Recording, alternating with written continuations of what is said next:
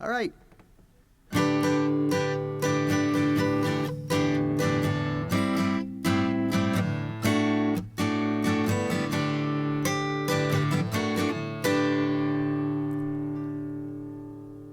What did I just play? Wow, GCD? Okay. Why does it not look like that in the book where I learned? Because this is the way I learned GCD. How is that GCD? Okay? And other things used to happen to me that I would see, like this. I'd see this, right? And I'd say, okay, what are they playing? Oh, they're playing F major. No, wait a minute. There's F major. How do you play it that way? Okay? Then I would see this. Oh, what are they playing now? Oh, he's playing a C chord. Well, no, wait a minute. If it was a C chord, why does he have his finger on the G note? You're not supposed to play that string. You're supposed to avoid it or mute it out. That's the way I learned in the book. What's going on here? I don't understand. And what's this?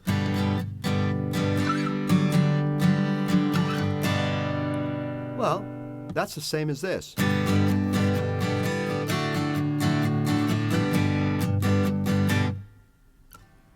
I don't get it. All right, so I'm going to explain some things here that I know have happened to you. Now, these are just some examples. There's stuff everywhere that you're going to watch a good guitar player because that's what we do when we learn, and you're going to be confused because it doesn't look the way you learn it. Well, look, everything we do in life, any skill, art, hobby, craft, sport, we evolve as we get experience and we gain knowledge. We evolve. Now, I've always told you, and it's true, you don't need to know any theory to play your favorite songs on the guitar, as long as you are willing to listen and do whatever the inner Google tells you to do.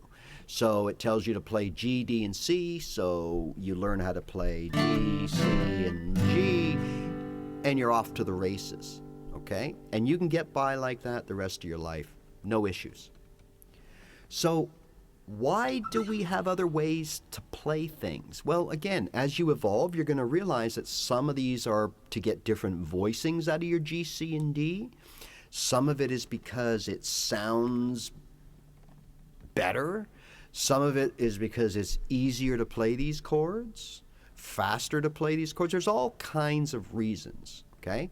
But I want you to understand, what I'm going to explain to you today is why and how we do this, okay? And there are rules that we have to follow. It doesn't make them better. They're just different ways to do things.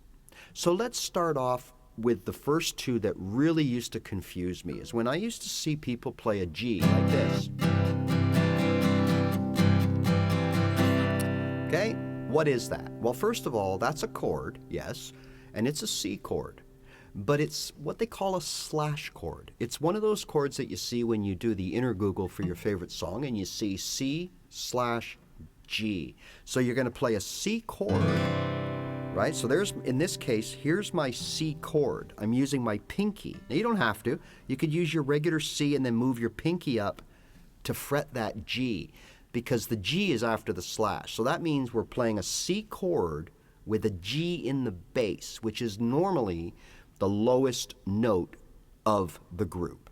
So we would play the G here because that's lower than the lowest old bass note of the C, which is a C. It's what it should be, and it's played here. But for some reason, someone wanted to put a G in there. And that used to freak me out because I didn't understand it, because the book said only strum these 5 chords. All right, well, at this point, we need to understand a little theory. Okay, now, like I said, you don't need theory if you're willing to go with what Google tells you. You don't need, there's all kinds of music theory. You don't need most of it. But there are 2 elements of the theory that I know helped me and I feel will help you. The first and most important theory thing that I learned and to me is invaluable, how chords are built. And you'll be surprised to find out that chords are only made of 3 notes, right? In a G case, there's our G. Isn't that beautiful? If you play it like this, I'm doing the same thing. I'm just using different fingers to fret the same notes, okay? I'm not changing anything. So there's your G. Isn't it thick and rich and lush? Beautiful. Oh, there's 6 notes in that chord, don't you know? No. There's 3 notes in those chords. The first, the third, and the fifth. Now, what does that mean? Okay, so if it's a G chord, then automatically the G note is number 1, right? And then the way the alphabet goes, A to G, and then it repeats itself, A to G. So G is number 1. So number 2 would be back up top to A, but we don't need that. Number 3 would be B. We need that, the first and the third. Number 4 would be C. We don't need that. And number 5 would be D. Therefore, the notes of a G major chord are G, B, and D. That's it. So what are we playing when we do this? Let's look at the various ways we play a G. So we're playing G, we're playing B, and we're playing the open D. G, B, D. There's your 1, 3, 5. After that, we're playing the open G, the open B, and the fretted E, which is a G. So all we're doing is we're adding the same notes. So we're playing 3 Gs and 2 Ds and 2 Bs, and it makes the chord sound thick, loud, lush, beautiful. That's why people like a G chord, right? Even your C. It's the same thing, okay? We're fretting the C, the E, and the C. And we're playing an open G, right? And E. And even if we fret that bottom, we're playing a G. So we're only playing C, E, and Gs. That's all we're playing. 3 notes out of the 5 strings. Okay, so that's important to know as theory. The other theory that you should know is simple. What chords are in each key? Now, I didn't know that for 5 years. So you may not know how to play them, but you should know the chords of a key. I don't know, E. That's the chords of E. E, F sharp, G sharp, A, B, C sharp, D sharp, back to A. You should know it, whether you can play those, all right? But let's stick with the notes right now. So remember, a chord is only 3 notes. Those 3 notes could only be in there once, and if they are, they're called a triad. If they're in there more, then all it is 3 of this, 2 of that, 2 of this, 1 of that to equal the 6 strings. That's it. Keep that in mind. All right. So we've looked at these 2 first things that would confuse you, or me. They confused me, is why they played those differently. So I've explained that to you, right? Now the other thing that I saw, now I'd been playing about 6 months. When I went to see a band called America, I saw them second row. I was literally not even 20 feet from the boys that I grew up with. And I was stoked. And of course, been playing 6 months. I know everything. I know every chord of the songs. I know what he's going to play. And I started watching and I was like, what is he playing? You know, there was a lot of this. And even more, there was something like this going on. What's that? Okay. What's he playing? All right. How many of you, like me, saw the F bar chord and said, you know what? It's time for me to not learn any songs with F in it. Thank you very much. And I didn't for the longest time because I could not play that bar chord. Right? For many reasons, we won't get into it. So I couldn't play that bar chord. So then someone told me about this F here. Okay? Curl up, grab you've got to bar those 2 strings, and then you're basically just doing this. Okay? There's your F cheater chord. I thought, oh, that's a better way. I'll learn that. So I did. I didn't know what I was doing. I didn't know what notes I was playing, right? Okay. Why is this any different, or is this any different to playing the F bar chord? All right, so in order to answer that question, we got to look at what the F is. Okay, what bar is. Have you ever wondered what that bar does? Okay, I'll bet you most of you out there don't really fully understand what the function of that bar is, because when we look at it in the charts, the bar is usually a straight line, a black line. Simple. We got a bar, all those notes. Sometimes the bar is only this note and this note, or this note and this note. What do I do with the other? It doesn't make sense. Okay, so let's explain that. So let's look at the F bar chord. Okay? Now, these three fingers are fretting three strings. Now, just like the nut here, if I play behind the nut, it's noise, but it's nothing, there's no voicing and there's no tone. Okay? If I play the notes behind the fingers that are already fretted, I get the same thing. I get nothing, because they're already fretted. Okay? So therefore, when you put your bar down like that, these three strings, it's just a waste, it's a waste of energy. Okay? All you need to get, or what you should get, is this note here, which is the F, the bass note to the F chord, makes sense, and this F here. Much like the G, right? We had three Gs, one here, and one here.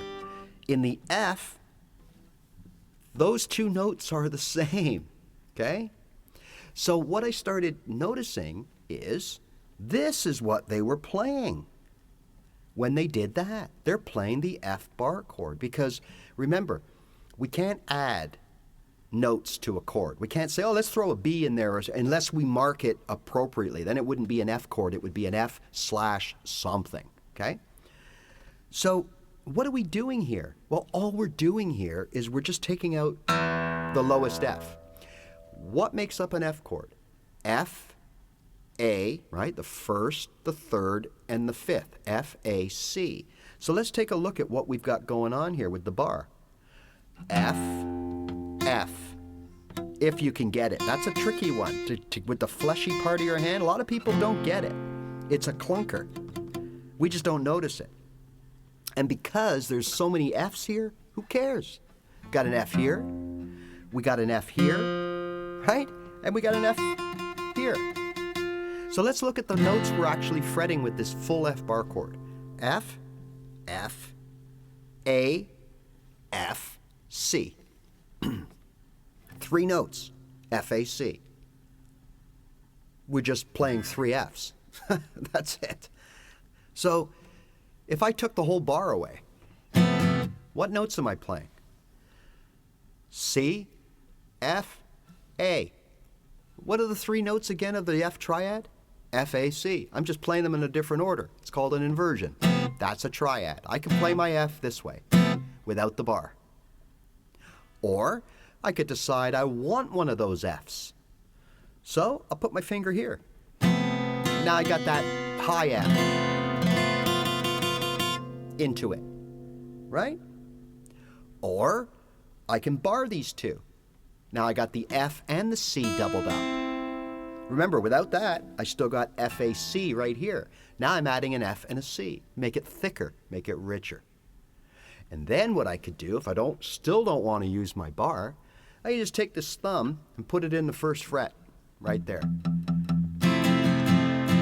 There's your full F bar chord. And then of course there's your G, A, B, and so on. Playing the same notes without that bar finger that so many of us have trouble with, right? So again, they don't teach you that right away. Maybe they should, maybe they shouldn't. I think the theory is, look, no matter how good you get on guitar, you will always have to rely on the open position. There's always something that you're going to have to do here, or going to want to do here, or someone in the band is going to want you to do there. So these are the thickest, luscious, richest sounding chords for the reasons I just mentioned, that there are multiple notes. There's only three, but they're played multiple times in the same chord, gives it a thicker sound. So I hope that sort of clears things up a little bit. Now, I want to just finish with what I showed you which used to confuse me. And I guess it's more down to bad teaching than anything else. I watched a video and someone said, hey, do you want to play a different version of this? And it was G, D, G, D, that kind of thing. There might have been a C in there, but it was a G, D thing. And at some point, what they did was they went G, D, C, G. G, D, C, D. Whatever. Well, what was that? Okay. So they said to go up like this, play your G, go up with the G shape, and play it here. Right away, I knew it wasn't right. It just does not sound right. In fact, it sounds terrible. Okay? So I just sort of forgot about it. And then years later, when I gained this knowledge, I re-looked at it and I go, of course. Let's do a quick explanation of what was happening. So there's the G, and we're going to go to a D. But instead of going to this D, which is your open D, we want to be all fancy, and we want to slide up and do the D here. Okay, let's see what we're playing. First note, a D. So far, so good. Second note, F sharp. So far, so good, right? Because let's look at the open D. We have a D, we have an A, we have a D, we have an F sharp. So we got two notes right there. So we're playing our D this way. Now if we continue down the fretboard, we're playing an open D. That's fine because we can stack the same note. We just can't add different notes. So that's good. So I could play these three strings like this, okay? But when I start playing this string, that's a G. That doesn't belong in a D major chord. This here is a B. That doesn't belong in a D major chord. And then if I don't fret this, it's an A, an E. And if I do fret it, okay, so we got our D. So now we're playing D, D, D, three Ds and an F. But I can't play this string without playing this string, these strings, if you know what I mean. So I got to eliminate that. So now I'm just playing F, or a D, F sharp, D. That's a dyad, in my opinion. A dyad is a two-note chord, okay? They're not taught, I don't think, but there's dyads around. And that's what you're playing. So what the instruction should have been is play your full G, because it's in the open position, and we're only playing the same three notes, but we're stacking them, so it's okay to play everything. But when you get off of this home base, that's what I always tell people when we talk triads. The minute you leave home, the open position, unless told otherwise, you only play the strings that you're fretting. That's a good rule to kind of live by. So what are we doing here? We're playing a regular G, then we're sliding up, and we're just going to play the first two strings, strings 5 and 6, the first two closest to me. That's an acceptable D dyad.